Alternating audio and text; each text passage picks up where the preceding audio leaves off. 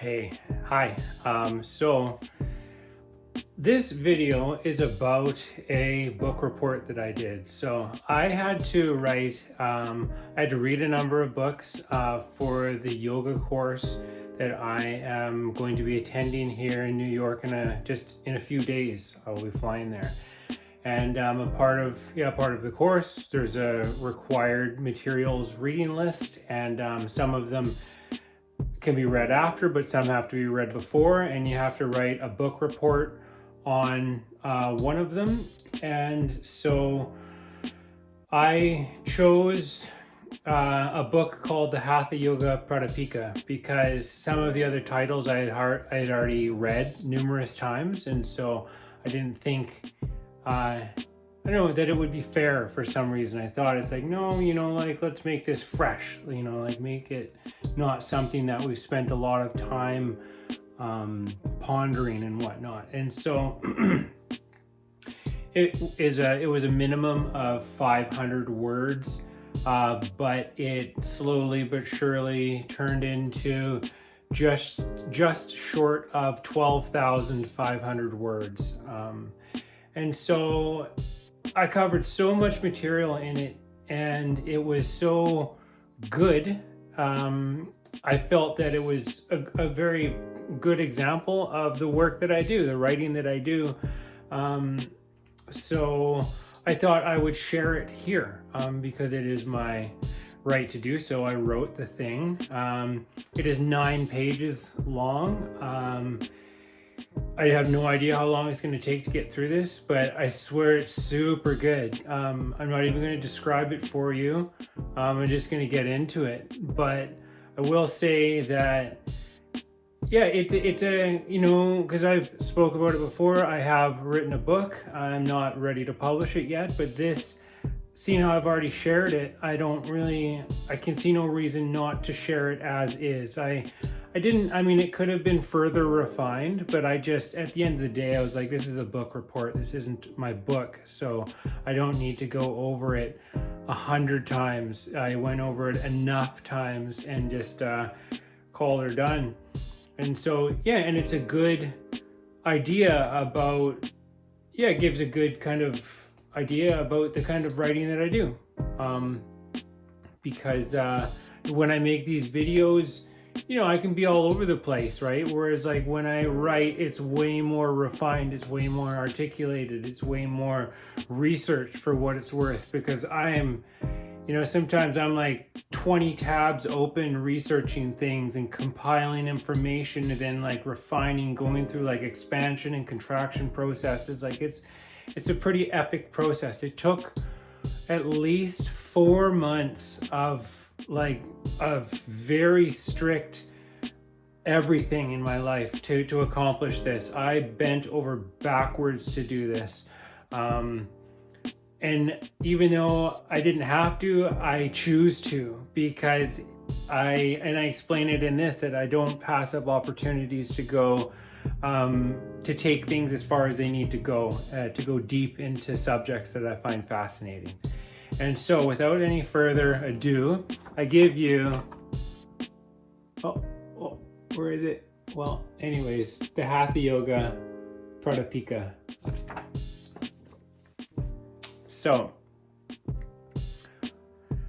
when I first picked up The Light on Hatha Yoga, which is what Pradipika means, when I first picked up The Light on Hatha Yoga by Svat Marma, translation by Brian Dana Anchors, I was not very impressed. Right from the get-go, I found the cover of the book to be somewhat boring, and when I opened it up, I just couldn't get over the fact that the author didn't include a transcription from Sanskrit into the Roman alphabet. It felt to me like a piece of the puzzle was missing, as the absence of this element essentially robbed me of my opportunity to pronounce the verses in the original tongue. I've always felt that learning yoga goes hand in hand with pronouncing a vocabulary in Sanskrit, which honors its origins. There is no correlation between Sanskrit and English, so I need all the help I can get. Like when I read the Yoga Sutras of Patanjali, where his second sutra, which is, as you can see, a bunch of characters that are not legible in English, becomes yogas chitta vritti nidora, which is then broken down into yogas chitta vritti nidora, and then each word is explained to me in my own native tongue. Sanskrit is a mouthful, an eyeful, an earful, and a mindful. So I need bite-sized pieces that I can sink my teeth into, which makes them easier to swallow and digest. I ordered the book that was recommended by you guys because I understand the value of a translation, but the jump from Sanskrit to English was just a little too far for me, so I opted for another version that was a little more to my taste. To continue with the translation that you guys prescribed gave me the impression that something important would be missed, and that didn't sit well with me, because for me, it's about the journey, not just the destination. See, I'm a writer, and I follow the path of Jnana Yoga, which is the path of knowledge. Jnana means knowledge. And so perhaps I take nuance and language a little more seriously than others. I need to have full command of the languages I speak so I can communicate the ideas that I'm sharing effectively, which means etymology and semantics are of paramount importance to me. It is relatively easy to just gloss over terms, especially ones that we use in the colloquial sense, but this can lead to using words haphazardly, and I like to know what I'm talking about, not just talk about what I know about. So I found myself in somewhat of a predicament. There is a part of me that wishes he could just read the book that he was told to read, but there's another part of me that says, if you don't understand the meaning of a word, then you can only use it in the context that you're aware of, and that limits my ability to express myself. I'm not saying that there's anything wrong with the translation that you guys described. I just didn't feel that it was the right one for me right now. I take my time with everything that I do, which means I may take a little bit longer to learn certain things, but I learned so much along the way that I can see no reason to do things otherwise. Let's make it sure. I take becoming a yoga teacher very seriously. So as I study the science of ancient origins written in a language that is far removed from any that I presently speak, which uses characters that do not resemble anything that I'm familiar with, it is an important step for me to analyze every part of a word so that through my efforts I may be able to obtain a glimpse into the intended meaning of a specific passage. Even when I study my other tongues, namely Spanish and English, both semantics and etymology play a significant role in deciphering language, as we often use idioms as substitutions for other words. And based on what I have seen in the Hatha Yoga Pradipika, Sanskrit is no different. When I first set out to purchase the titles on the required materials list for the Life of a Yogi teacher training, I was under the impression that I would need those translations specifically. However, when I spoke to the secretary on the phone, I was only able to procure a few of the materials that I would need directly from the Dharma Yoga Center, so I would need to find the others elsewhere. I already have read a number of the titles from the prescribed book list, and when I told this to the lady on the phone, she informed me that I did not need to purchase other versions of books that I already have per se. That being said, I do understand how crucial it is to work with a translation that does the source material justice. As author Stephen Mitchell writes in his translation of the Tao Te Ching, with great poetry, the freest translation is sometimes the most faithful. We must try its effect as an English poem, Dr. Johnson said. That is the way to judge the merit of a translation. I've often been fairly literal, or as literal as one can be with such a kaleidoscopic book as the Tao Te Ching. But I have also paraphrased, expanded, contracted, interpreted, worked with the text, played with it, until it became embodied in a language that felt genuine to me. If I haven't always translated Lao Tzu's words, my intention has always been to translate his mind. End quote. So that being said, I greatly appreciate the book list that I have been given for the Life of a Yogi program. I've purchased every other book as recommended with the exception of the Yoga Sutras of Patanjali. I have already read the version by Swami Satchitananda, and I ordered the version by Edwin F. Bryant, but something about it didn't resonate with me, so I searched for another version until I stumbled across the one produced by BKS Iyengar. I thoroughly enjoyed his Light on Yoga and Light on Life, so I purchased it. But then I read the foreword that Iyengar wrote for Bryant's book and realized that I may have been mistaken. I had already sent the book back to Amazon that I didn't want, but then I had already sent Bryant's book back to Amazon, but then I found it available on Audible. The reading of this book is about 30 hours long, and I think that's some of what put me off when I received my hard copy in the mail. It's long, like very long, that thick. But apparently it's pretty good, so I will listen to it instead, which is much better for me as I do love audiobooks. And I have started listening to that, so yeah.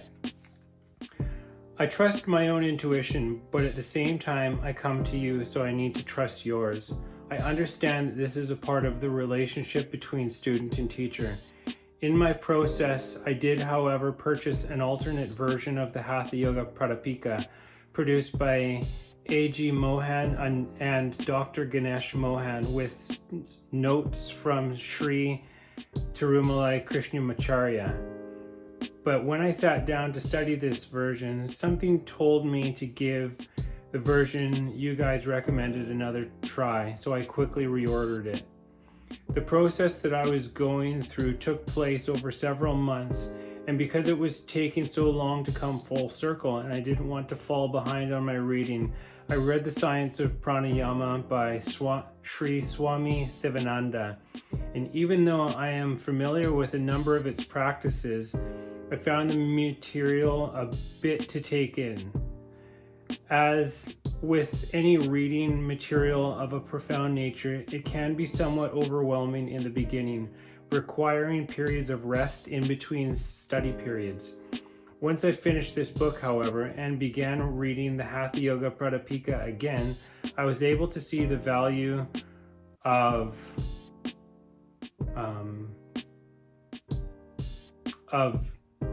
Aker's version. Oh wow, I made a mistake. Anyways, such as its simplicity. I was initially turned off by its cover, as I have been to Aker's website and seen all the other titles he offers, and seen that all the other titles he offers bear the exact same style of front face. This perturbed me somewhat because as an artist, I have a set of parameters that I use as a guideline in the evaluation of any piece of art that I'm exposed to. I have an appreciation for the amount of imagination that goes into creating something which stands out as the result of a great deal of consideration and effort. I don't see this as a judgment. It's not a matter of value, but my ability to critique material is an important step for me to take in order to ensure that the material I'm taking on board is of quality, not quantity. The cover of a book is a first impression.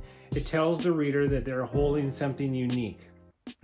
It is the finishing touch that makes a book stand out, as it shows the thoughtfulness, the care, the consideration, and effort that goes into creating something that someone else can cherish for the rest of their life and hand down to their children because of its timeless elegance.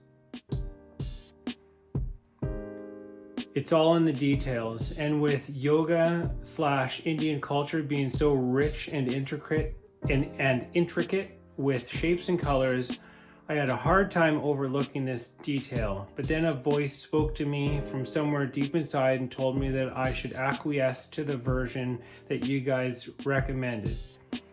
At the end of the day, I'm happy that I went through a process that was true to me, because what's the point in having an intuition if you're not going to listen to it? And what's the point in having a teacher if you're not going to listen to them? The journey is the destination. Everything is sacred, divine. To quote the Kabbalion, to the pure, all things are pure. To the base, all things base. And maybe I learned a little something about judging a book by its cover in the process. So, I haven't even started reading the Hatha Yoga Pradipika, but the whole process begins for me from the moment that I become aware of the existence of a text. Choosing a translation to work with is just like choosing a yoga institute to study with. There are many schools to choose from, but some of them offer things that do not sit well with me. I search for integrity. That's how I found the Self-Realization Fellowship and my guru Paramahansa Yogananda.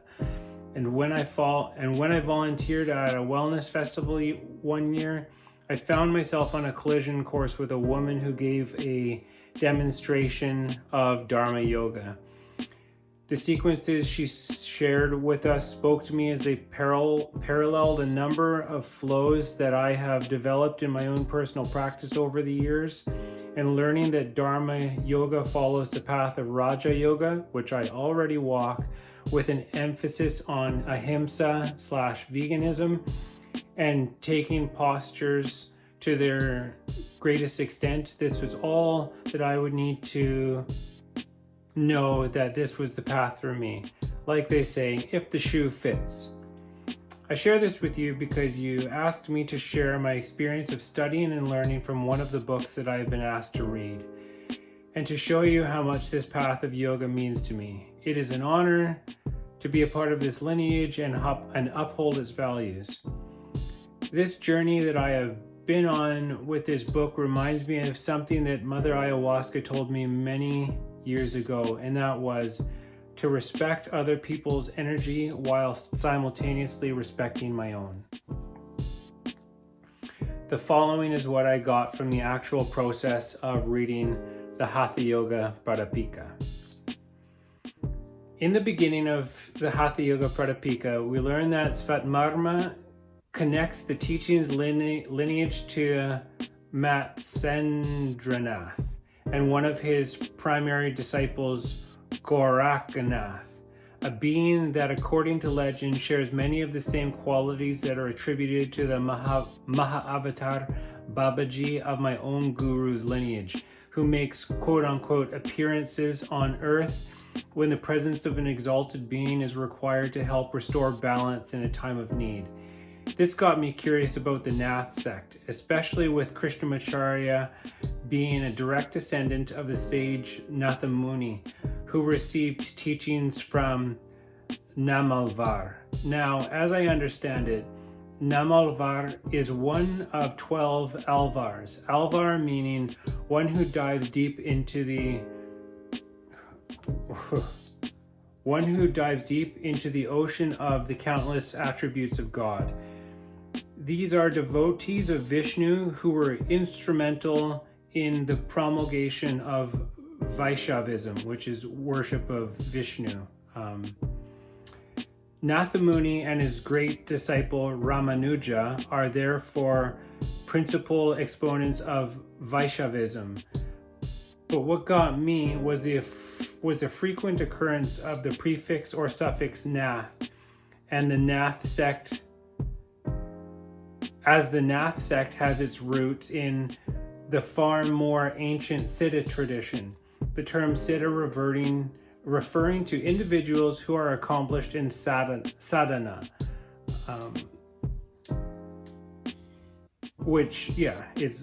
anyways. But the Nath sect, as we all well know, is associated with Shaivism, or in other words, worship of Shiva. And so began my quote-unquote confusion, or perhaps the beginning of my exploration into the great Hindu pantheon. I have studied Buddhism, Taoism, Hermeticism, Stoicism, and yoga, and have always wondered about Hinduism, but didn't know where to start. It is very foreign to me and the culture that I'm from, so I needed the correct approach to start down this path. But writing this essay gave me a reason. And as I began studying the relationships of Brahman and Shakti, Ningurna Brahman and Sagurna Brahman, namely the unmanifest Para-Brahman and the manifest Ishvara, which is God manifesting as the Trimurti of Brahma, the element of Brahman who uses Prakriti to create the universe, Vishnu who breathes prana, life force energy, giving everything consciousness, sustaining all life and maintaining and preserving balance through emissaries such as Yeshua, or more commonly Jesus, Bhagavan Krishna, Siddhartha Gautama, Buddha, Lord Rama, and Lord Rama. And then we have Lord Shiva, king of the yogis, the destroyer/renovator, who dissolves that which is no longer needed, making way for Brahma's creations in an endless cycle of transformation, transmutation, evolution, and quote-unquote reincarnation. But something I've always found challenging to swallow is anytime God is depicted as a he. For as it states in the Kabbalion, everything is dual, everything has poles, everything has its pair of opposites, like and unlike are the same. Opposites are identical in nature but different in degree. Extremes meet. All truths are but half-truths. All paradoxes may be reconciled, etc., etc. End quote. However, it also states that the student will readily recognize that in the mental states, as well as the phenomena of the physical plane, the two poles may be classified as positive and negative, respectively. Thus, love is positive to hate, courage to fear, activity to non-activity, etc., etc. And it will also be noticed that even to those unfamiliar with the principle of vibration, the positive pole seems to be of a higher degree than the negative and readily dominates it. The tendency of nature is in the direction of the dominant activity of the positive pole, but this is where we need to be careful. So yeah, and that's end quote there. Stop quoting the Kabbalion. But this is where we need to be careful. See, it's relatively easy to get caught up in these ideas of gender, especially if we're thinking too small, because as this teaching is especially because as this teaching is by no means saying that there is a male and female God or creator. That idea is merely a distortion of the ancient teachings of the subject. The true teaching is that the all, or God, is in itself above gender. It is above every other law, including those of time and space. It is the law from which laws proceed, and it is not subject to them. So the reason I stumble a little bit in this is because there are things that could be further refined in this, and I guess I made a couple little mistakes, but it took a lot to produce this thing. So anyways, this idea does seem to exist in certain places within the Hindu religion, if one is perceptive enough to seek it out, but I have not found it immediately accessible, which is somewhat troubling, because a lack of this type of understanding can lead one to forming erroneous conclusions about the roles of both male and female living entities. Ontological dualism, the idea of a dual nature, is present so ontological just means the study of existence, of being. So ontological dualism, this idea of dual nature, is present in a number of places, such as certain interpretations of the yin-yang symbol. But I believe what this is pointing out is what is known to Hermeticists as the divine paradox, which describes two things, the relative and the fundamental, where we have things as we know them and things as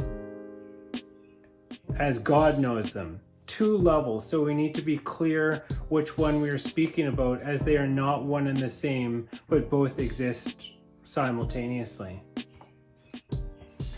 Just get a little more comfortable here.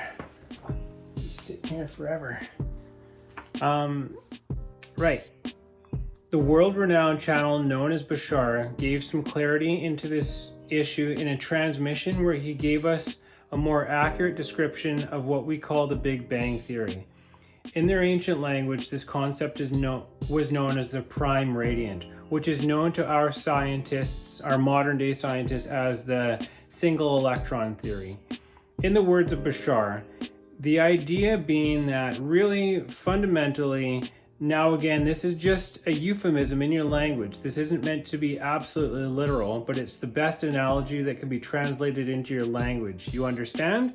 All right, because he's having a dialogue with somebody else, because this is at one of his shows. All right, well, let's back up, as you say. First of all, your scientists, many of them, now understand that the so-called Big Bang is not necessarily the beginning of everything. It's just the beginning of your particular universe, yes? But infinity is infinity, and there are many big bangs, as you say, many cycles that occur within infinity, many universes, what your scientists have come to understand as the multiverse. So really, there are many big bangs, but in terms of your particular universe and its so-called beginning, the idea is, again, as an analogy, as an illustration, imagine, if you will, that there is only one particle and nothing else.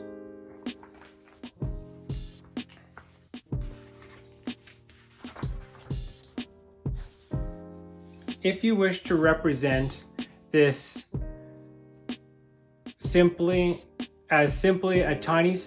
you wish to represent this as simply a tiny subatomic particle floating in a big, empty, infinite black void, that's all right. It will do for the purposes of this illustration, even if that's not necessarily literally true.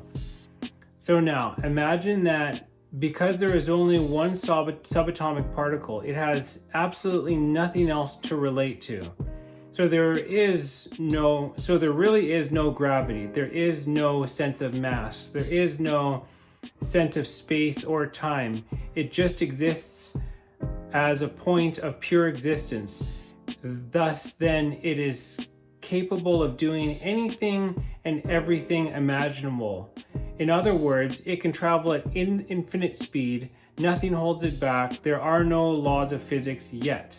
Thus, if you understand that single particle can travel throughout the void, that big infinite void at infinite speed, then that means that particle can actually appear to be everywhere at once.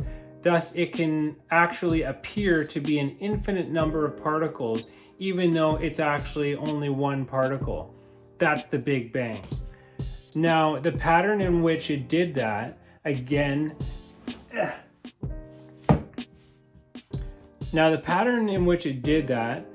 as an analogy, is similar to the pattern of lines you see in the holotope you see across the room. The idea is that it will create that infinite speed pathway in a kind of what you would call geometrically radiating form. Where it doesn't cross its path, it will be simply what you call, almost emptiness. Where it starts to cross its own path, it builds up, in a sense, more and more densification and becomes something more akin to what you recognize as energy and then matter. So in a sense, the places where it crosses itself the most creates what you understand as the experience you call dense matter and what you think your universe is made up of. But what your scientists are now beginning to explore is the idea that the majority of your universe is made up of dark matter, dark energy that is highly invisible to you. Well, dark matter and dark energy is where the single particle crosses its own path less.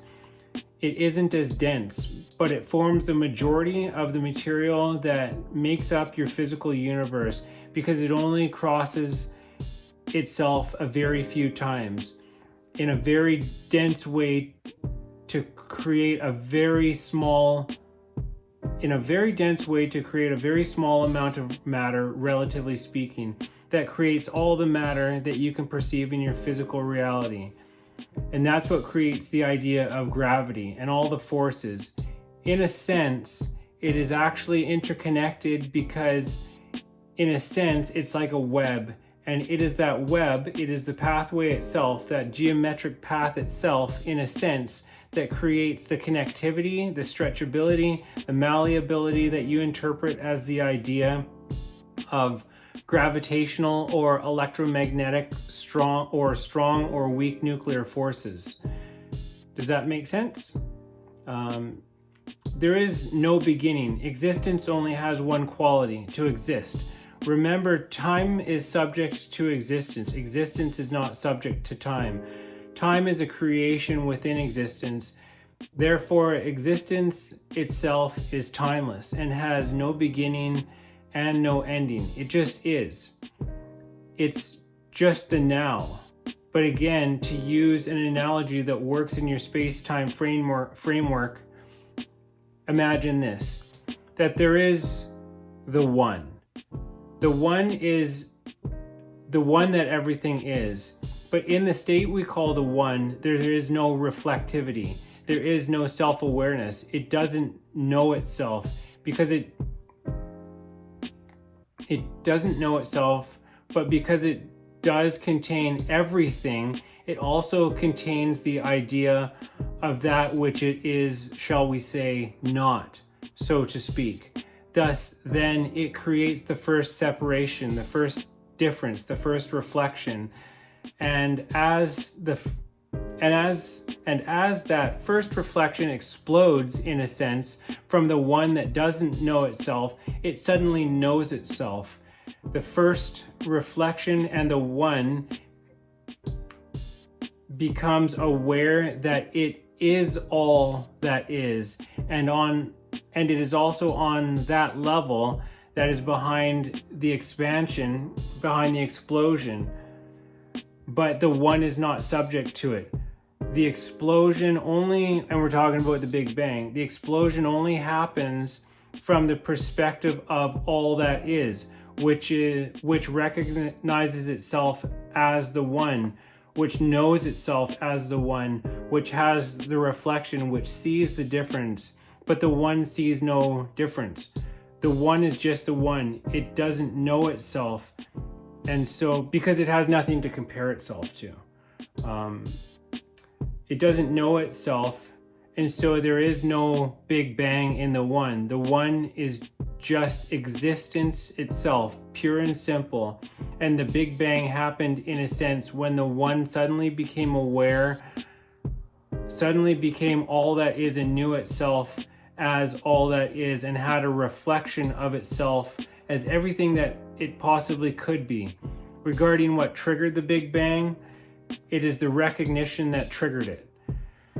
Within the idea of things that get triggered and things that have beginnings and endings, overriding that and containing that is simply existence, the one, to which those ideas simply do not apply.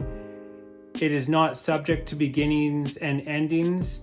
There's nothing outside of it, no beginning, no ending. Those concepts don't apply to existence. They don't apply to the one. They only exist within the one. And that is the end of that Bashar thing. And so the Hermetic teachers are, quote, constantly warning their students against the error of omitting the other side of any question. Bashar says, It is not this or that, it's this and that. It's this and that. True religion, spirituality, doesn't take sides because it recognizes the value in all things. But this doesn't mean that we stop using discernment. The Hermetic teachings make a distinction. The Hermetic teachings, quote, make a distinction between religion, theology, philosophy, and metaphysics. Religion to us means the intuitional realization of the existence of the all and one's relationship to it, while theology means the attempts of men to ascribe personality, qualities, and characteristics to it. Philosophy to us means the inquiry after knowledge of things knowable and thinkable, while metaphysics means the attempt to carry the inquiry over and beyond the boundaries into regions unknowable and thinkable. And with the same tendency as that of theology.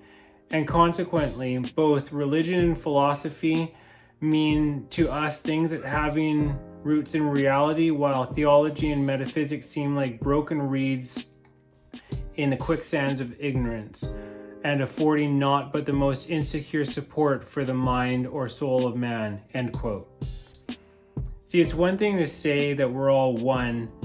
It's another thing to have a quote-unquote intuitional realization of the existence of the all. It's one thing to explain how everything is one by analogy, but it's another thing to prove it, as Nassim Haramein does in his feature film Black Hole, WHOLE, where in his unification theory he demonstrates to us how every atom is in fact a mini black hole by showing how a proton at the nuclei of an atom is equal to the density of the vacuum. Or in his own words, there is the mass of the universe present in vacuum fluctuation in vacuum density in the volume of a proton, which is a very, very small entity, which confirms that the vacuum is truly the thing that connects all things, that everything is entangled and everything is one mathematically. And then to quote Lao Tzu, the Tao cannot be perceived. Smaller than an electron, it contains uncountable galaxies. So I would just say at this point, there is a little bit of discrepancy between some of the terminology that is used by different teachers, specifically like the Hermetic stuff where they refer to the all as the one. It depends on how you break it down, right? But we're essentially talking about the same thing. You just have to get past some of the little differences in terminology. So within a context of Taoism, the Tao, as referred to by Lao Tzu, is that aspect of God that we call the One. In Hinduism, this is referred to as Nirguna Brahman. And so we have this idea of unity, one, a dual nature, two, with an absolute and a relative, and within the relative, a manifestation of what we call polarity or gender, which gives us the female counterparts, consorts of Brahma, Vishnu, and Shiva, namely Saraswati, Lakshmi, and Parvati. Three, so it gives us three. In other words, of the Tao Te Ching, the Tao gives birth to one, one gives birth to two, two gives birth to three, three gives birth to all things. The Holy Trinity, which dimensionally speaking, after a dot and a line, the triangle is the first shape that can hold volume and thus forming a plane, which is the fundamental building block of physical reality. Sanatana Dharma is one of the world's oldest religions, alongside Zoroastrianism, Judaism, Hermeticism, and others. And just like Christianity, though heavily steeped in metaphor, parable, and allegory, It also has a basis in scientific and historical fact. So it's a lot to take in. I've been studying yoga for several years now, and I even consulted Bashar about the origins of yoga on one of his broadcasts, where in the session entitled Archetypes of God, he answered a number of questions that I had submitted, including an inquiry into how such a comprehensive system, I'm talking about yoga, came to be in our possession. And he told us that the idea of yoga stretches back many thousands upon thousands of years and actually did begin in Lemurian times, in Muan times, end quote. Mu is said to be Mu was said to be a global civilization centered around the landmass that we now call Asia, which Lemuria is a part of.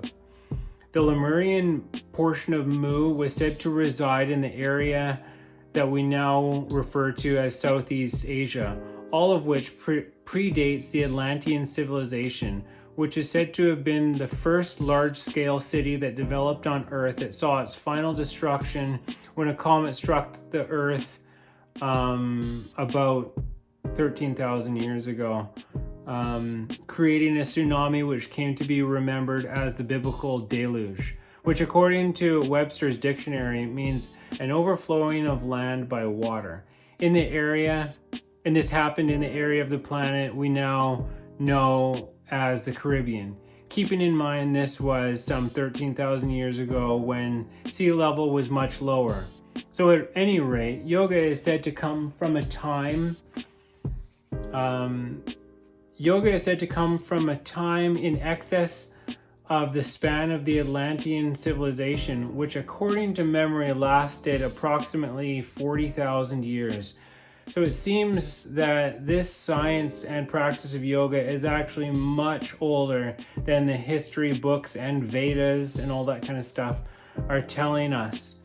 Bashar also told us the reason that yoga is so effective is because it is, quote, vibrationally connected to the larger portions of the archetypal representations in our collective consciousness, and thus will work for more people than other techniques might, end quote.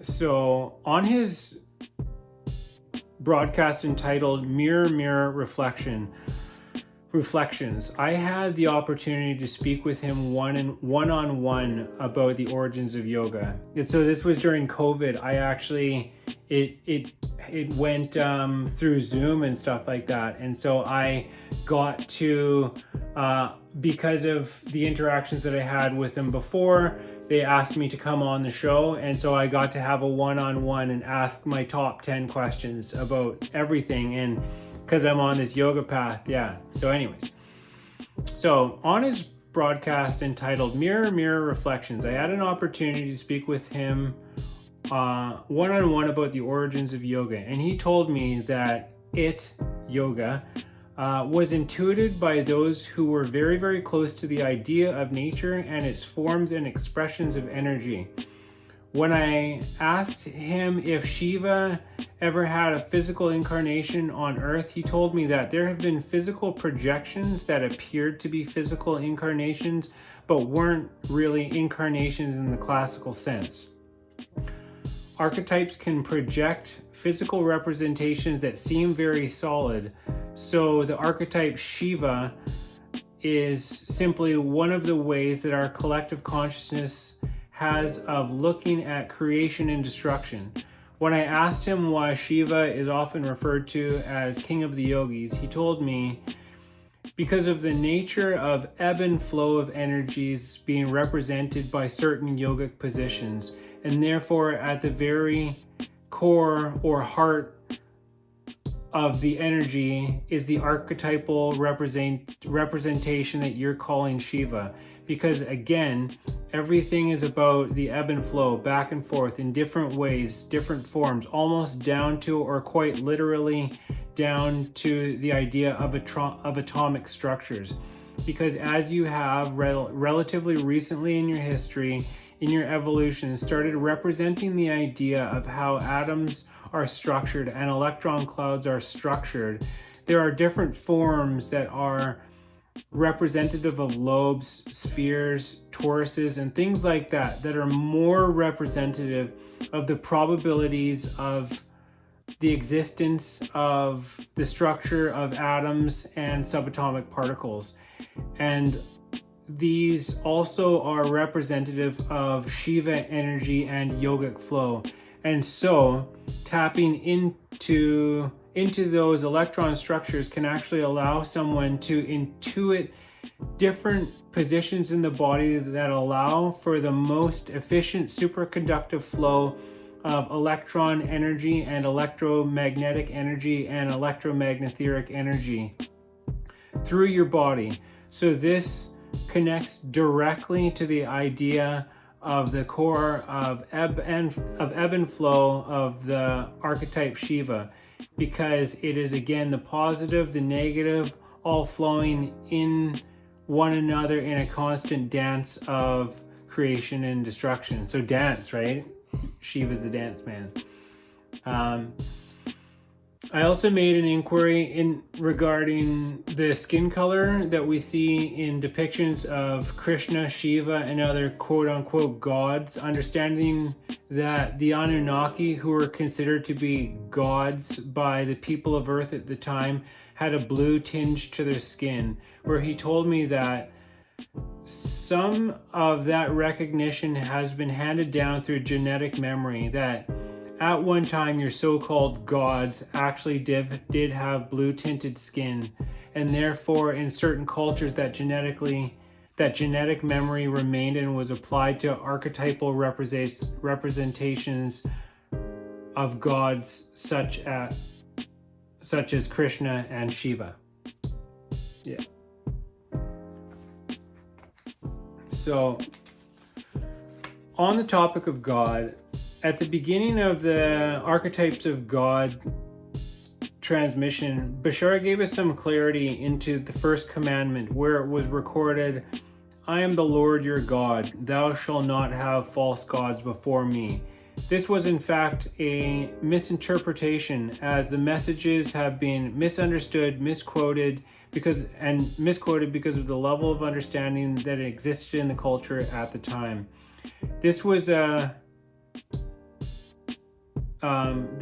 mistranslation of the idea that would really be more accurately represented as, "I am that I am, and all reflections are me. Therefore none can be false before me, for I am all that is." So the idea is to understand that all that is presents itself in a variety of archetypal forms: father energy, mother energy, God, goddess, all that is. And I'm quoting Bashar, just to be clear right now. All that is, as you sometimes say, and these serve various functions and translate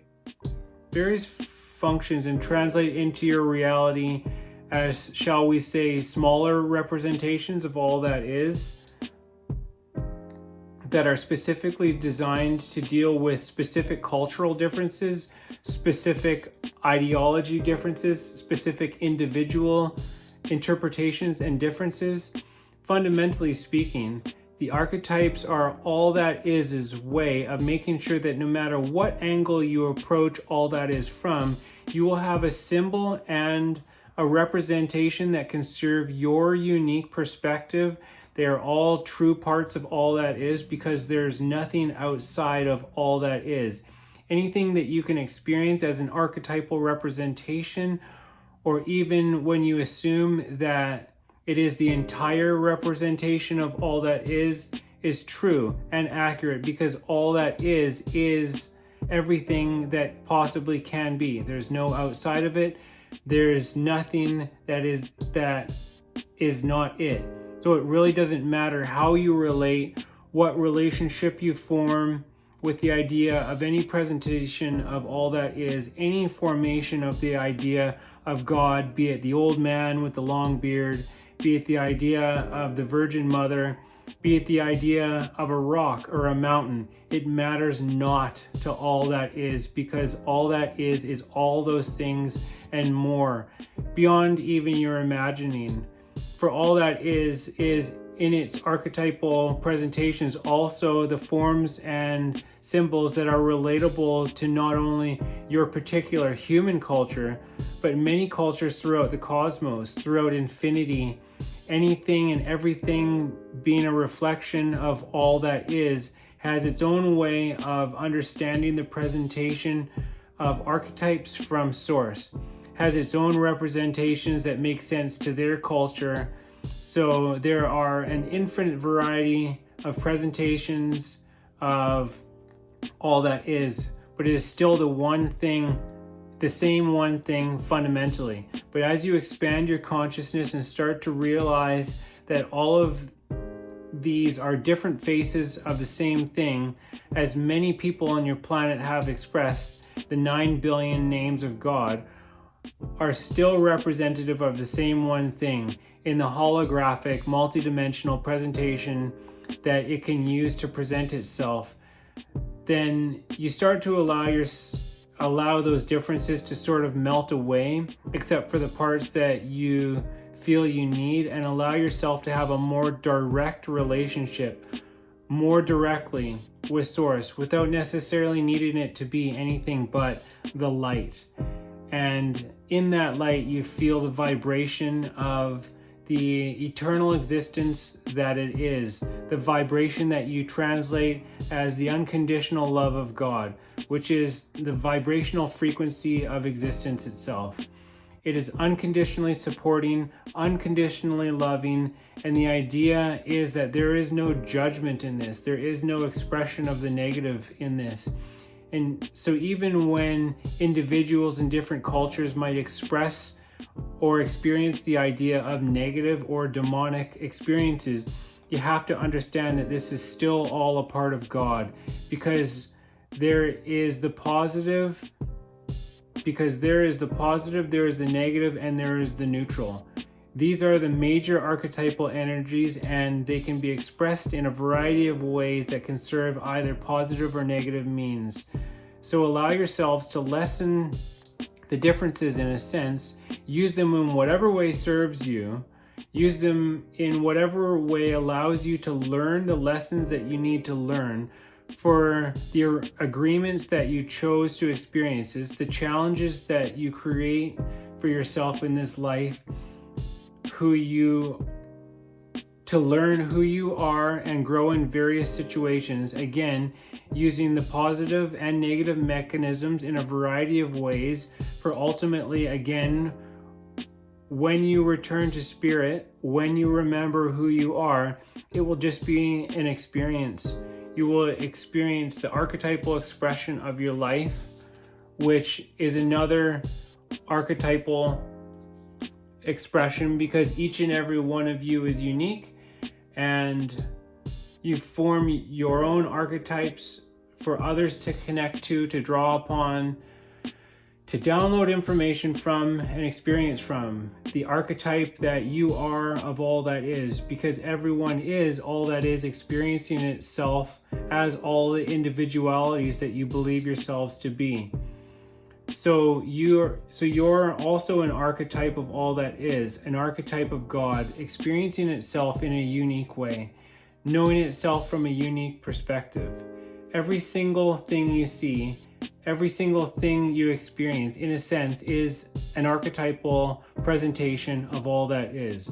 The trees, the rocks, the streams, the animals, the sky, the moon, the earth, the stars are all different variations and different expressions of all that is, of Source, of the light. And you yourself are also an archetype of God. So the idea here is God is everything. Everything is made of God. God is not outside controlling things. Everything that happens is a part of God.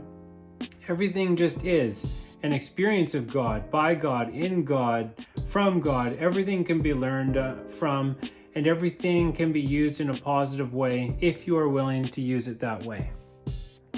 I just need to plug in my phone to make sure it doesn't die.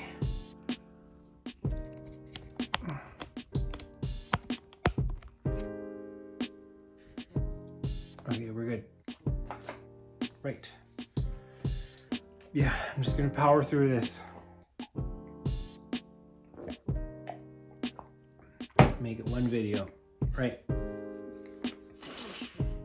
Regarding the concepts of negative, so that's the end of that thing that I was quoting from Bashar. I mean, I transcribed that stuff. It took a bit of time. Back to my own writing, regarding the concepts of negative and positive, quote unquote, negative energy is that which causes the experience of segregation, separation, diminishment, and the experience of disconnection, whereas quote unquote positive energy is that which integrates, causes the experience of connection, allows you to realize that you are always connected, and creates an expansive awareness. But both of these energies are necessary, and neither of them is quote unquote negative, how we use that word negative in the colloquial sense. Is quote unquote negative. See, negatively charged energy is that which is associated with a cathode, with darkness, with something. A cathode is like, how do we explain it? Something that has a negative potential. So like, I used to work in an industry doing sacrificial cathodic protection, where it's basically like, when you have a large steel structure, steel rusts when it, or iron rusts when it comes into contact with oxygen, because iron has two negative electrons, like it's in its electron field or whatever, there are two electrons missing. So oxygen has two extras, and so they bond together, making iron oxide, which is what we know as rust.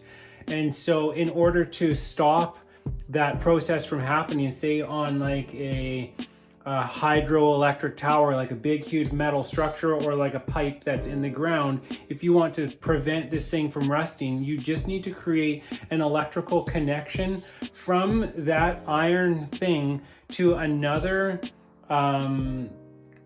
another piece of metal, another substance which has a greater negative electron potential. So in the case of this work that I used to do, we would attach zinc bars and things like that, or magnesium to them just via a cable, and then it would have to be grounded out, and then over time the structure itself would not rust, and only that zinc or magnesium bar would deteriorate. All of that chemical reaction, or physical, or however you describe it, reaction took place in that. And really interesting, because it really shows you that you live in a world of science and physics and stuff like that, processes that are going on beyond your knowing, but when you develop an understanding of how they work, then you can apply that technology to to preserve the things that we make, so that they don't just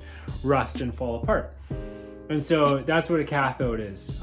So see, negatively charged energy is that which is associated with a cathode, with darkness, with the feminine, with the north side of a mountain in the northern hemisphere, as this is the side of a mountain which is conducive to breeding life, because it has shade from the hot sun and thus retains moisture, providing optimal conditions for growth. The feminine is also associated with wild energy, like nature. That is mother nature, right? And our home, Mother Earth, who gives birth to stuff. The feminine energy is also associated with the self, the individual, whereas the masculine is associated with the collective. The feminine is therefore also associated with So ignorance, but this is not a bad thing. Ignorance is not arrogance. Do not get these words confused. Arrogance is like this like you think you're better, or you have this image of things, this like conceited kind of attitude, right? Whereas ignorance is just a lack of knowledge. It's not knowing. And yeah, just clear that up, because it ruffles feathers. Is ignorance, but this is not a bad thing. Ignorance is part and parcel of having this experience we call life. For if you were in full awareness, then you would no longer need to be here. There would be nothing for you to learn. And ignorance of what? A head full of ideas, perhaps? This is why the intuition, which women are stronger in, is so powerful, as it taps a deep resource that our mind in general does not, as the intellect can only calculate using factors that it is aware of, thus making it an extremely limited form of perception. Intellect is good in theory, but intuition is good in practice. As the intuition presents itself in an unfocused form, black and white, which provides a clear sense of direction, orientation that we can use to navigate life, whereas a person can use their mind to intelligibly reason all sorts of scenarios that may seem reasonable on the surface, but are in no way connected to the heart. So the feminine, darkness, ignorance, the self, the individual, a cathnode, no matter how you describe negative energy, is not a bad thing. Those are just terms that most people don't know the meaning of, which is why, once again, semantics is so important. And it, on the other side of that too, I'll just add in, like the masculine energy is something, this is a video that I am getting ready to make. But it's another one of these things that people just, there's this term toxic masculinity, and it's just go away, right? It's the divine masculine and the divine feminine. So, yeah. The concept of evil, on the other hand, is simply an individual who becomes fixated in their intention to promote the idea of the negative mechanism as an actual intention. So when we describe a person's orientation to be either positive or negative, what this is the recognition of an individual's intention to align with the flow of positive creation or the receding energy of negative creation.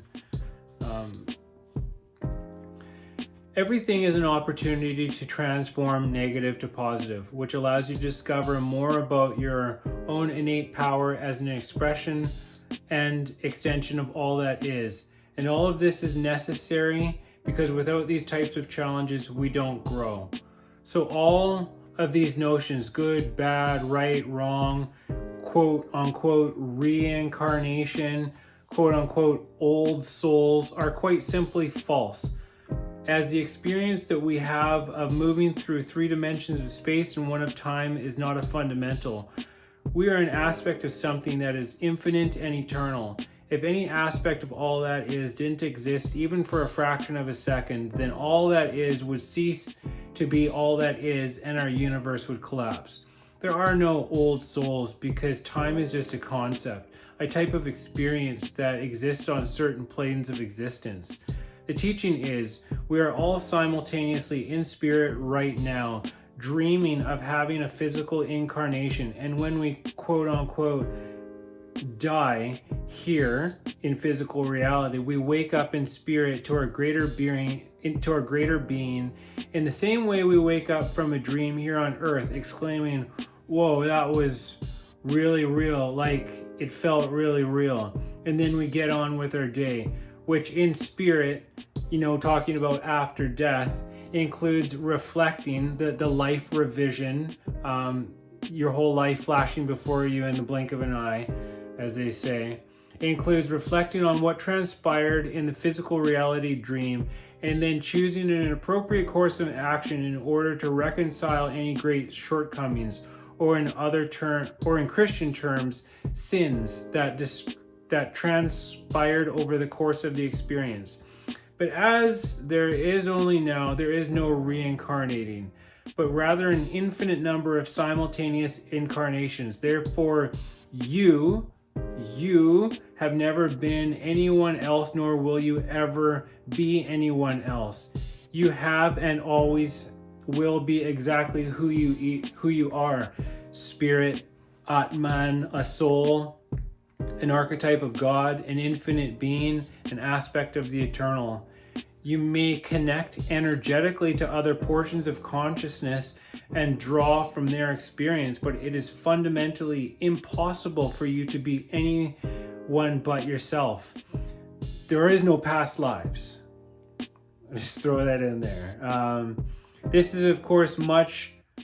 There is, of course, much more to this conversation, but to continue any further into the mechanics that lie behind the multidimensional nature of reality, I believe would digress too far from what I'm attempting to do here, which is to write about my experience reading a book.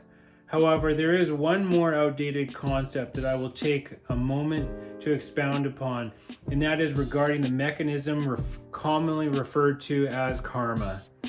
The word karma comes from the root word kri, which means deed, doing, or action, and includes all forms of action, be they mental, verbal, or physical. Everything that we do, say, think has an effect, not so much as a consequence, but as a result. All of our actions, no matter how minute, magnetically attract a reflection that serves as an opportunity for us to recognize the result of our behaviors, because action is the language which grounds the circuit from non-physical to physical reality.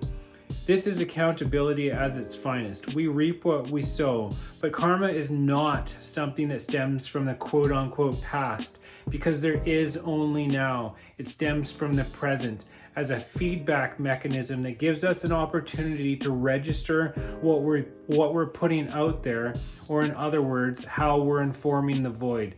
Because what you put out is exactly what you can expect to get back. And when we do something that is out of alignment with our true self, which is pure, the only action that is required to neutralize the arithmetic swing of the pendulum that we refer to as karma is to recognize that we acted out of accordance with integrity. And that's it.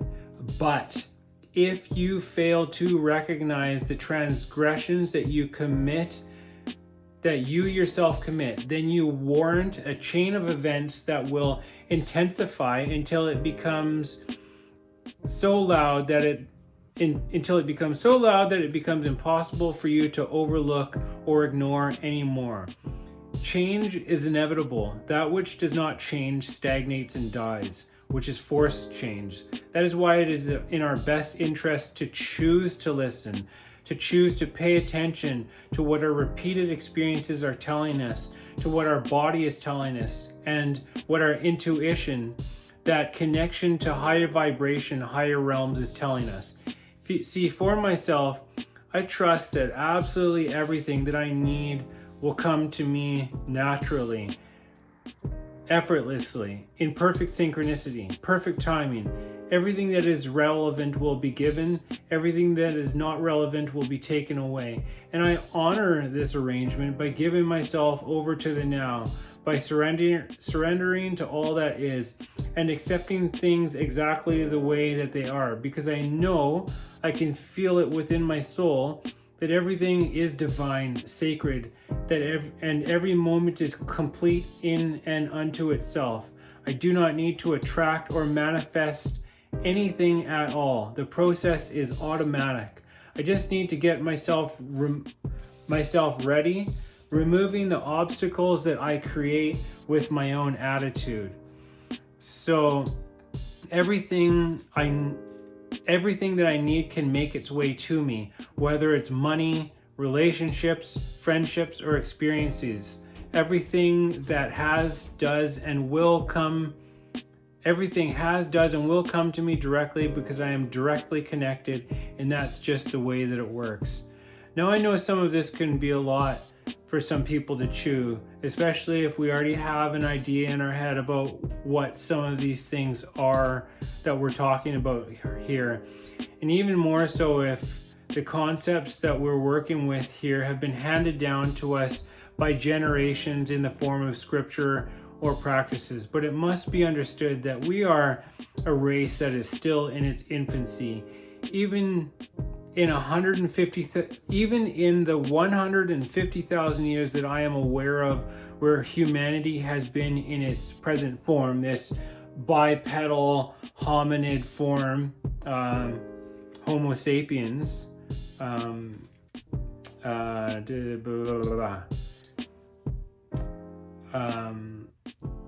handed in, even in the 150,000 years I'm aware in present form, this is a relatively short period of time compared to the span of time in which many other civilizations have been exploring themselves and the cosmos.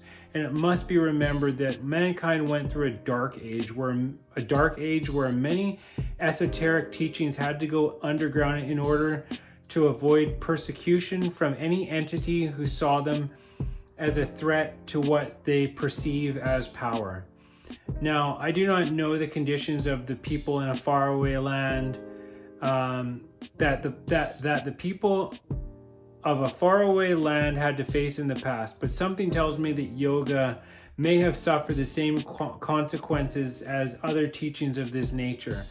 I know that within the last millennia or so, yoga was reserved not only for men, but also for a certain class of people within the societies where it existed. Such exclusive dissemination of techniques that are essentially everyone's birthright, however, is somewhat understandable when put into the context regarding the quote-unquote dark portions of history.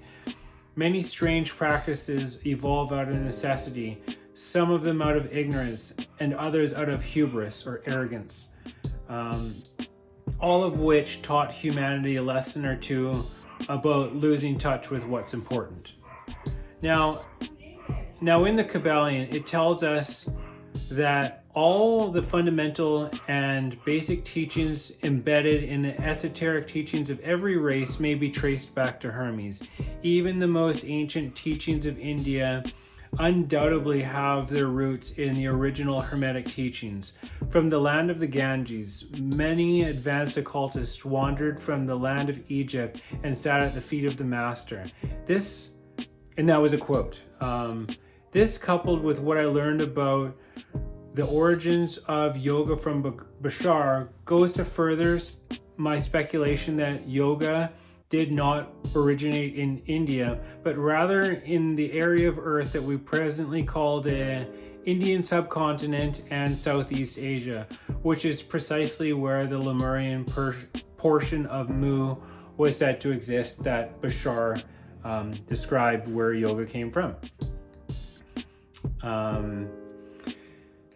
Now, in my studies of yoga, there is a certain subtext, an underlying narrative amongst some of those who write about yoga, which speaks about India in particular as the birthplace of yoga as a fact, as something that is taken for granted.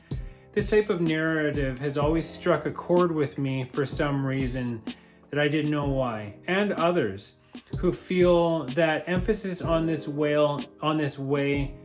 detail in a way detracts from what we're doing here with all of this quote-unquote yoga in the first place, because there seems to be a form of attachment present, and coupled with pride and image, it just screams out ahamkara, which is the Sanskrit word for ego, the I maker, the I and the me and the my, the ours, the identity, which according to my present understanding is the opposite of what we're striving for in yoga, as the practice of sadhana is specifically described as an ego-transcending spiritual practice.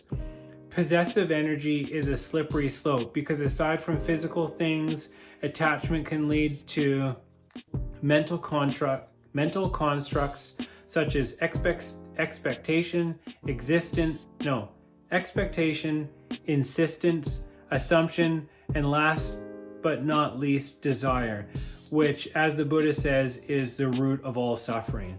as these things can and often do lead to vice, meaning something that holds us back, strangles us, and exposes our weakness of character. Patanjali's second sutra, Yoga Chitta Vritti Nidora, which means yoga is a cessation of mind modifications, is one of the said definitions of the purpose of a yoga practice. Vairagya is another, the word in Sanskrit vairagya, detachment of outcome, which is something that I know as qualities of the heart, which are expressed in the ideas of acceptance, surrender, letting go, and having faith, can be translated as dispassion, detachment, renunciation, or ascetic disinterest. However, etymologically, the word is derived from the root ranj, meaning to color. Thus, viranj means to go beyond color, to be uncolored. Shiva is said to be the manifestation of the state of Vairagya. Like the equanimity of Buddhism and Stoicism, or in the words of Lao Tzu, when people see some things as beautiful, other things become ugly. When some people see some things as good, other things become bad. Hold on to the center. And in the words of BKS Iyengar, quoting a passage from the Bhagavad Gita, be not affected by success or failure. This equipoise is called yoga. Equipoise meaning a balance of forces or equilibrium, meaning centered, undisturbed, simply witnessing without labeling or assigning values, but instead recognizing the pure potential that lies dormant, is latent, and is innate in all things, awaiting someone to learn something from it, because absolutely everything can serve as an opportunity for growth and thus has value. In Sanskrit, the word for equanimity is upeksha, which means detachment, non-attachment, even-mindedness, or letting go. Letting go of outdated concepts or ideas, false impressions, or whatever else is impeding our progress, or the progress of our understanding, by no means diminishes something that is held dear to so many people, but adds richness and depth to an already colorful saga. Why does something that is beautiful need to be owned? Does everything need to be possessed? How about yoga belongs to all of us and no one, because it comes from a time before there were borders, before the time of segregation, before mankind, quote unquote, lost its way. You know, there is a classic, there is a classic example of this playing out in our world right now, where the original developers of a musical instrument that has come to be known as a handpan are now attempting to sue other companies who are producing an instrument of the same likeness. The example that is given to illustrate the absurdity of this scenario involves the automobile manufacturer Volvo, who created a seatbelt to save lives. Of course, Volvo could have patented, copyrighted, and charged every other automobile manufacturer for installing this device in their vehicles. But Volvo was able to recognize that some things are bigger than individual ownership and corporate greed, and belong to the people in the public domain. The seatbelt is clearly one of those things, and according to handpan players all over the world, so is the handpan. And as far as I'm concerned, so is yoga, or at least that's what the evidence points to. I am confident in these findings because all of my investigations point in the same direction. And if you have any idea who Bashar is and what his track record is and the weight of his words, I would say that I have it on pretty good authority. And if anyone finds this offensive, I know that the only portion of their overall being that even has the capacity to get offended is that aspect of chitta, consciousness, that is not manas or buddhi. And we're talking about the ego. Now, please don't get me wrong. I have absolutely nothing against India. I have spent many wonderful months of my life traveling around India, getting to know its people and seeing its wonders. India is a fascinating place that has made numerous contributions to society. I would say that yoga may have found a home in India, and India certainly nurtured yoga over many thousands of years. But so did many other countries, such as where Tirumalai Krishnamacharya, the quote-unquote father of modern yoga, was said to have spent many years studying the Yoga Sutras, learning asana and pranayama at the foot of Mount Kailash in Tibet, the said abode of Lord Shiva. Furthermore, Hinduism teaches that there are 3 worlds, collectively known as Triloka, each world being comprised of 7 elements or states of consciousness. This directly parallels the Hermetic teachings regarding planes of correspondence, which goes into great detail about how the universe may be divided into 3 great classes of phenomena, namely the great physical plane, the great mental plane, and the great spiritual plane, each of which consists of 7 minor planes, which are then further subdivided into 7 subplanes. The structure that we see in the great Hindu pantheon is also virtually identical to the structure that we see in Western astrology as modalities / quadruplicities, namely cardinal, fixed, and mutable signs, which also crop up as the equinoxes, solstices, and cross quarters in the wheel of the year that is practiced by pagans, druids, witches, or anyone else who is close to and works with a system that is based on a reverence for elements of nature and cycles. So there is no question, cycles of time, So there is no question in my mind that all of these teachings, no matter where we think they came from, all date back to quote unquote old Egypt, in the days where the present race of man was in its infancy, the Kabbalion, right? And so, now I know this paper has somewhat digressed from what it started out as, but I do not believe in passing up any opportunity that presents itself to go much deeper into a fascinating subject. It took many months of dedication and sacrifice to compile, organize, and refine the elements which comprise the work that you are now reading or listening to. In the process, I thought to myself on numerous occasions, why am I doing this? Why do I need to go so far and above far above and beyond what is being asked of me? And the answer has always been, because that's just who I am. I make my own bed and I'm comfortable with that. I like learning. It feeds my soul. Something that I've learned in all of my years of writing is to trust wherever my writing takes me. In the words of Lao Tzu, a good traveler has no fixed plans and is not intent on arriving. A good artist lets their intuition lead them wherever it wants. End quote. Scripture is my savior. Passages like the above quotation are a godsend, as they confirm my own intuitional realizations and accumulated experiences. My writing has a mind of its own. It's not up to me. All I can do is surrender to the process and have faith that everything that I write and research will come full circle. No efforts are wasted. Everything plays a part in a much bigger picture that I suppose will continue to unfold until the day I die, am reborn, or reach enlightenment.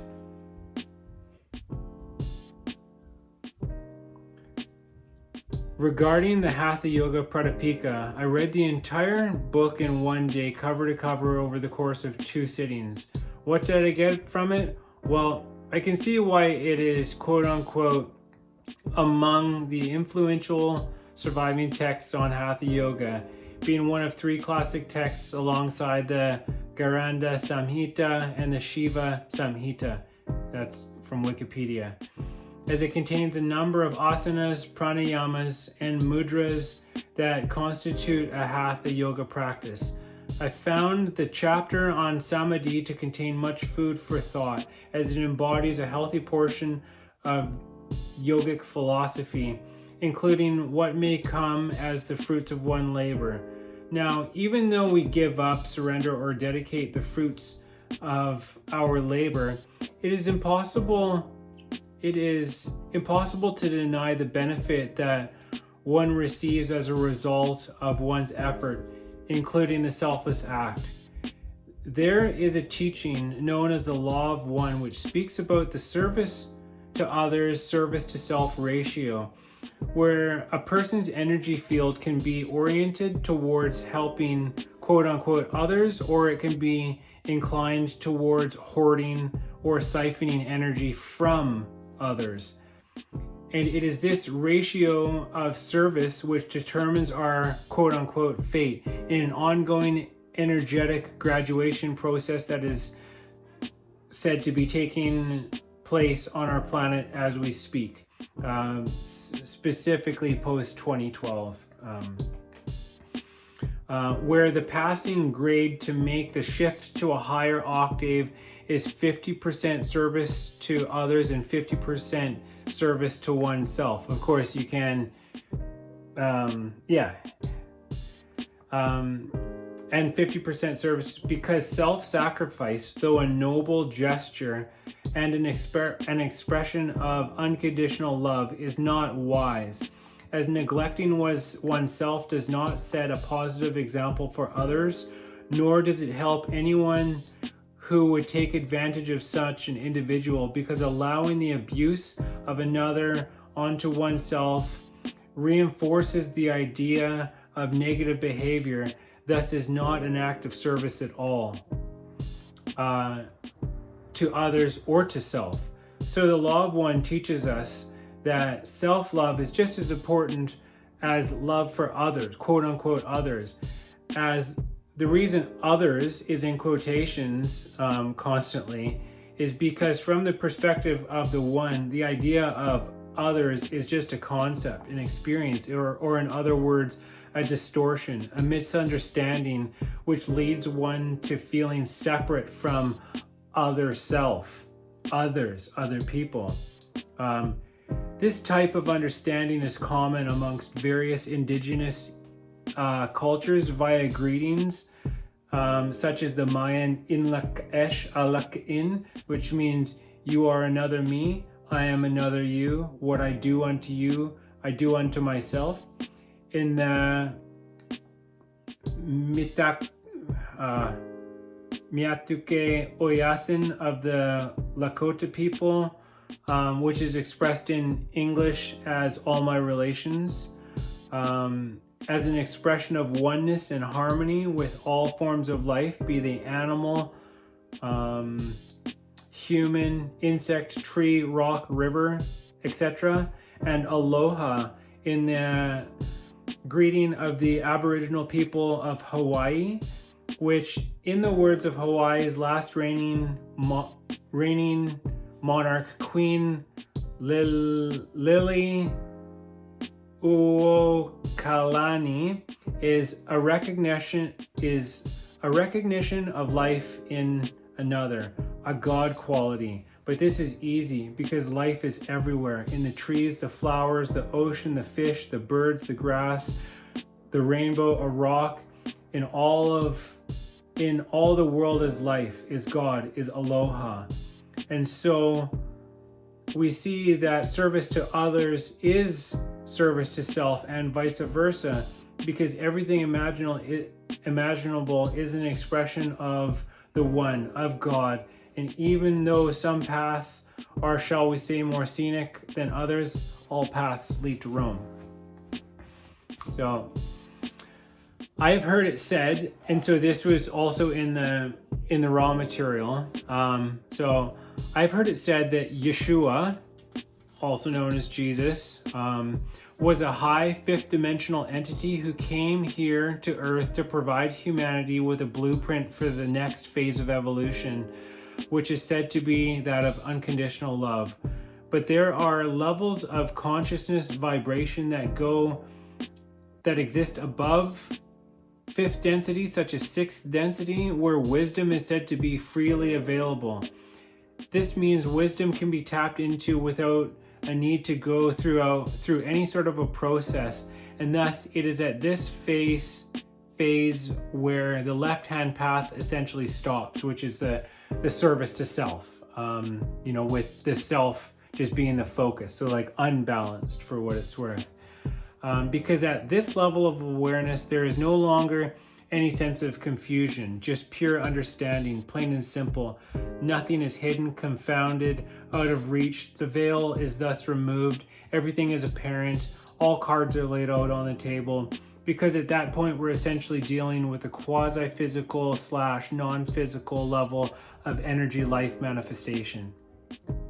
Anyways,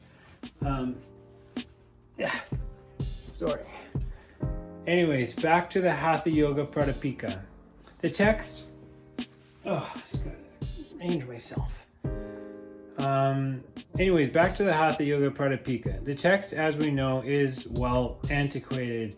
But even though some of the advice it gives may seem as though it has little relevance to modern life, if one takes the time to read in between the lines, it is possible to glean insights into the intention of what is being said, which then we can apply to our own lives and our own situation. There is one passage, however, that stood out to me in particular, which speaks about keeping the science of yoga as a secret. That's chapter 1, verse 11, which I understand in terms of Hermetic thinking.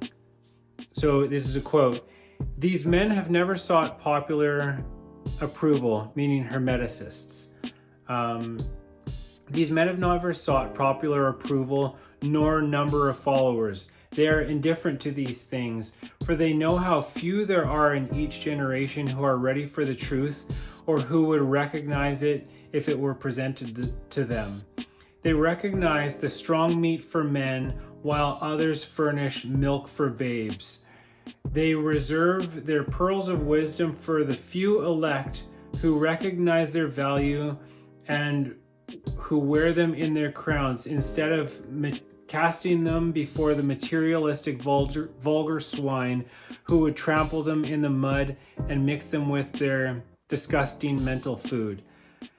But still, these men have never forgotten or overlooked the original teachings of Hermes regarding the passing of the words of truth to those who are ready to receive it, which teaching is stated in the Kybalion as follows: where fall the footsteps of the master, the ears of those ready for the teaching open wide. And again, when the ears of the student are ready to hear, then cometh the lips to fill them with wisdom. But their customary attitude has always been in strict accordance with the other Hermetic axiom, also stated in the Kybalion: the lips of wisdom are closed, except to the ears of understanding. There are those who have criticized this attitude of the Hermetists, and who have claimed that they did not manifest the proper spirit in their policy of seclusion and keeping it to themselves. It had printer problems. But a moment's glance back at the pages of history will show the wisdom of the masters, who knew the folly of attempting to teach to the world that which it was neither ready or willing to receive. The Hermetists have never sought to be martyrs, and have instead sat silently aside with a pitying smile on their closed lips, while the heathen raged noisily about them. In their customary amusement of putting to death and torture the honest but misguided enthusiast who imagined that they could force upon a race of barbarians the truth that is capable of being understood only by the elect who had advanced along the path, the Kabbalion. That's the end of the quote. The self-realization fellowship of Paramahansa Yogananda operates under a similar premise, strictly forbidden any students from disseminating any of the techniques that have been handed down from guru to disciple. When I explain my practice to others and inform them of this stipulation, I tell them that it's kind of like going to work. You got to do the work if you want to get paid. You can't just show up on payday and receive all the same benefits that those who committed themselves to walking a certain path are entitled to. The other reason certain techniques are only taught by qualified individuals is because it's a system which includes many details that must be attended to in order to obtain the results that one is looking for. So it's not about secrecy so much as it's about maintaining the integrity of the teaching. The teaching is freely available to anyone who wishes it, but it's yoga, meaning if the practice is not accompanied by certain defining characteristics, then it ceases to be yoga. It becomes something else, like being a Christian and worshiping Satan. The two paths are incompatible, and therefore one must choose or prepare to be considered a phony by anybody who knows better. You're not an electrician just because you changed a light bulb. You're not a mechanic just because you changed a tire. And going to church doesn't make you a Christian. If you want to be any of these things, you need to embody the understanding that they have so that you don't give others who walk the same path a bad name. In the words of Yeshua, can a blind man take care of a blind man? Will they not both fall in the pit? Which is also, the blind can't lead the blind, right? There is no disciple who is more important than his teacher. For every man who is well developed will be like his teacher. Why do you see the splinter in your brother's eye and you do not see the beam in your own eye? Or how can you say to your brother, my brother, let me take out the splinter from your eye, when behold, you do not see the beam in your own eye. O hypocrites! First take the beam out of your own eye, and then you will see clearly to take the splinter out of your brother's eye. There is no good tree that bears bad fruits, nor a bad tree that bears good fruits, for every tree is known by its own fruits. For they do not gather figs from thistles, nor grapes from bramble bush. A good man brings out good things from the good treasure of his heart. A bad man from the bad treasure of his heart brings out bad things. For from the abundance of the heart, the lips speak. And that's Luke 6:39 to 45 from the Lamsa Bible. Which is why the language is a little, Anyways, so one time while attending an Indigenous leadership gathering here in British Columbia in Canada, and I was heading in, one time while attending an Indigenous leadership gathering outside of going into a sweat lodge. So an elder asked that anybody who had been using drugs, medicine, to stay out of the sweat lodge because of the sharing of energy that takes place during such a ceremony. When another elder piped up and said, "Oh yeah, says who?" To which he added, if anyone has been using drugs or is struggling with addiction, please come in. The ceremony is medicine. It can help you, and we can help you if you let it.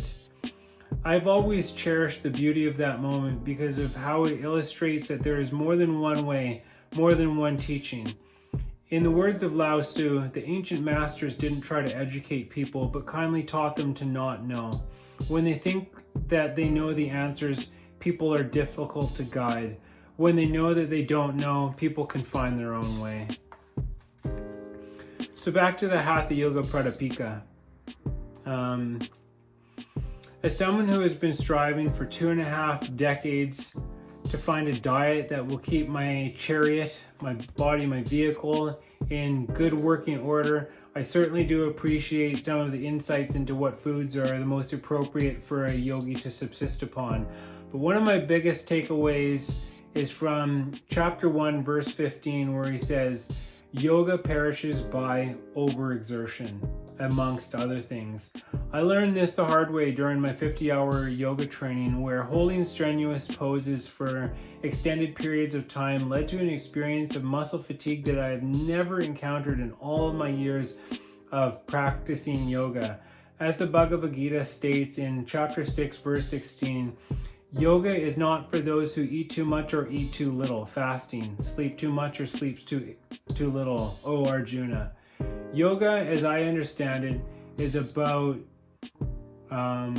balance, mindfulness, moderation, self-control, discipline, and getting in touch with what is truly important. So next time I find myself in a situation where I'm called upon to perform, I will be practicing discernment, pacing myself, and thinking ahead, because asana practice is just one element of what it takes for me to function. Asana practice is a long-term investment, and it can't be rushed. And it needs to be balanced with every other element of my existence, or else I suffer the consequences of neglect, which is a form of abuse. See, I can write for upwards of 16 hours a day. It comes to me effortlessly. But if I do, other elements of my life, such as yoga, suffer from neglect, which catches up with me in the long run. Just because we can doesn't mean that it's wise to do so. In the words of Lao Tzu, prevent trouble before it arises. Put things in order before they exist. The giant tree grows from a tiny sprout. The journey of 1,000 miles starts from beneath your feet. Rushing into action, you fail.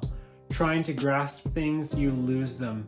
Forcing a project to completion, you ruin what was almost ripe. Fill your bowl to the brim and it will spill. Keep sharpening your knife and it will blunt.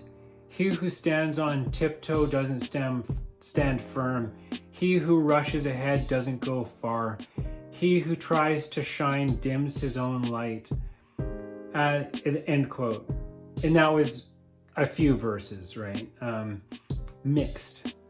As Yoga Sutra 226 says, the means to liberation is uninterrupted, discriminative discernment.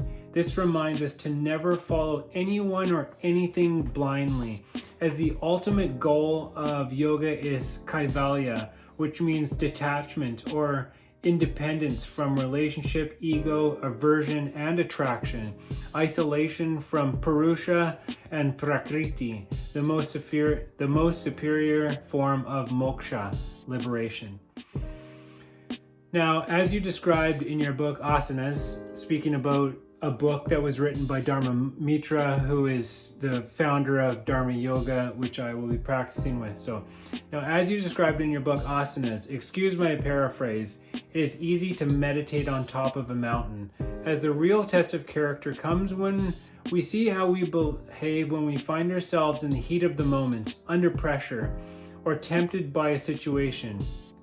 I really appreciate the integrity that Dharma Yoga emphasizes in all areas of practice, hence the quote-unquote life of a yogi programs that you guys offer. Because to be a yogi and or teacher of yoga, yoga is no longer just a practice. It becomes a lifestyle. We become a living example, the embodiment of yoga, which others will look to and use as a reference point for what yoga is.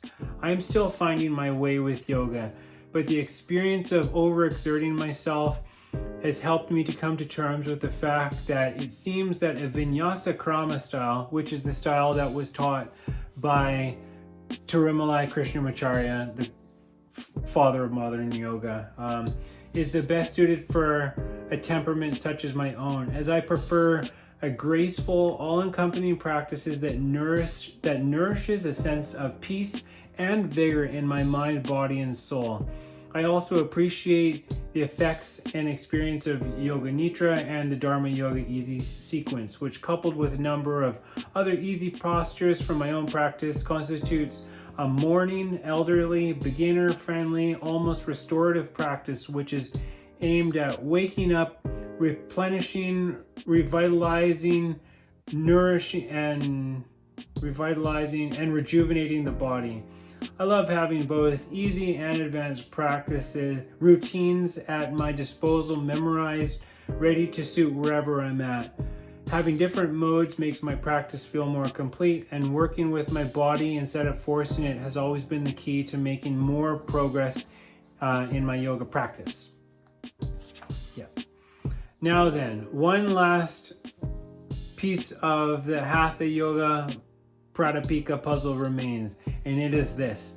Upon finishing reading the Hatha Yoga Pradipika translation by Brian Dana Akers, I found myself desiring some insight into the text, and so I began with the translation by A.G. Mohan and Dr. Ganesh Mohan with notes from Tirumalai Krishnamacharya, and found the synopsis, like the overview of the book, to be invaluable, as it gives context to the text as a whole from the father of modern yoga, which acknowledges its importance as a classic yoga text alongside the Garanda Samhita, Shiva Samhita, the Yoga Yajnavalkya, and the Yoga Sutras of Patanjali, without overlooking its shortcomings, thus confirming some of my own suspicions regarding the text, such as exaggerations, where it says, like, you do this and you'll, live forever. It's like, some of the things, there were some serious exaggerations in there, repetitions and contradictions, and a lack of discrimination regarding selecting or evaluating the practices that it suggests.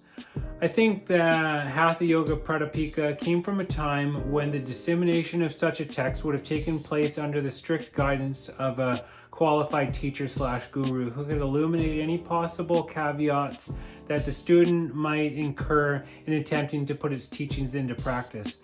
And so my journey with the Hatha Yoga Pradipika comes full circle, as I am given yet another opportunity to see for myself that my intuition never, and I mean never, lets me down. And just to be clear, I'm not done. I'm still working on the relationships and the meanings of Krishna and Radha, Sita and Rama, Lakshmi, Ganesha, and Hanuman. But I'm not concerned about this right now, because I know that everything that I need to know about all of these energies will come to me when the timing is appropriate, as abundance is not about having everything right now, but having exactly what you need exactly when you need it, not 1 second before or 1 second after. I trust how my life unfolds, because everything is synchronicity, the world is divine, so take everything as a sign. Everything is perfect. And that's it. So that's it. Yeah, I hope you enjoyed that. It encompasses all of my yoga knowledge. It's just how it turned out up to now, right? And reading it, I can even see how there are things. I could have went over that many times and cleaned up the language and there was a few little mistakes, but it's pretty good. So it's been my pleasure to share it with you, and thank you very much. It's Father's Day. I'm gonna go see my old man, so have a great day.